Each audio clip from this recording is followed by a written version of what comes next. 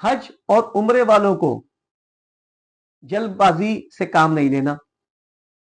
یہ چیز ذہن میں رکھیے گا، چاہے آپ گورنمنٹ یا پرائیویٹ حج اسکیم کے تحت جا رہے ہیں، آپ کے گھر سے لے کے ہوٹل کے کمرے تک پہنچنے میں آپ کو 16 گھنٹے لگیں گے.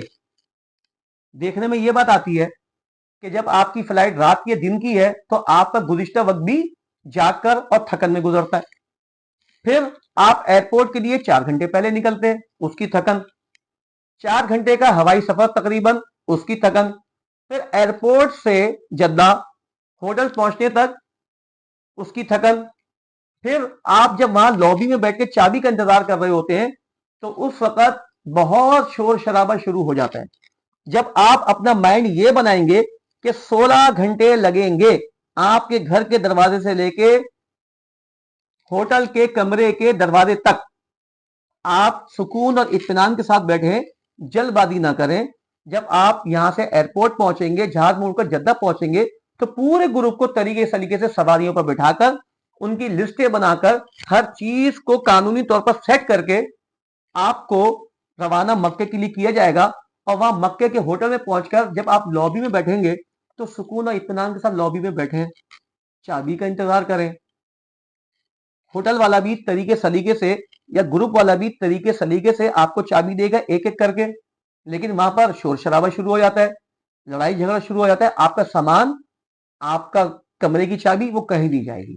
ہاں 16 گھنٹے سے زائد ہو گیا، آپ کے کمرے کا مسئلہ حل نہیں ہو رہا، تو پھر آپ طریقے سلیقے سے، اگر پرائیویٹ آپ جا رہے ہیں تو گروپ کے ذمہ دار سے بات کریں، یا سرکاری طور پر ہیں تو اس کے ذمہ دار سے بات کریں کہ بھائی ہم کو لابی میں بیٹھے ہوئے 2 گھنٹے 3 گھنٹے ہو گئے، اب تک چابی ہم کو نہیں ملی. لڑائی جھگڑا نہ کیجیے گا. دیکھیں حالت احرام کی جو پابندیاں ہیں اور اسی طرح حج اور عمرہ قبول ہونے کی نشانیاں ہیں، نہ کرنے والے کام ہیں، یہی اللہ پاک نے جو قرآن اور نبی کریم صلی اللہ علیہ وسلم نے احادیث میں فرمایا، ولا جدال، ہم کو جھگڑنا نہیں ہے. حجاج کرام یہ کہتے ہوئے نظر آتے ہیں کہ یہ تو میرا حق ہے. دیکھیں حق ہونے کے باوجود اپنے حق کے لیے انتظار کرنا، اپنے حق کو چھوڑنا، اسی پہ تو جنت ہے. لوگ کہتے ہیں کہ نہیں جی ہم کو 20 گھنٹے ہو گئے اب تک ہم کو کمرے کی چابی نہیں ملی. صبر کا بدلہ جنت ہے. مشقتیں آئیں گی، اللہ پاک نے آپ کو اپنے گھر کا مہمان بنایا، میزبانی کریں گے، اور رستے میں اگر مشقتیں کچھ آ جائیں تو کوئی بڑی بات نہیں. صبر اور اطمینان کے ساتھ، تحمل کے ساتھ، لائن میں طریقے سے سلیقے سے سارے کام آپ انجام دیں گے تو انشاءاللہ بہترین طریقے سے آپ حج کر کے واپس لوٹیں گے.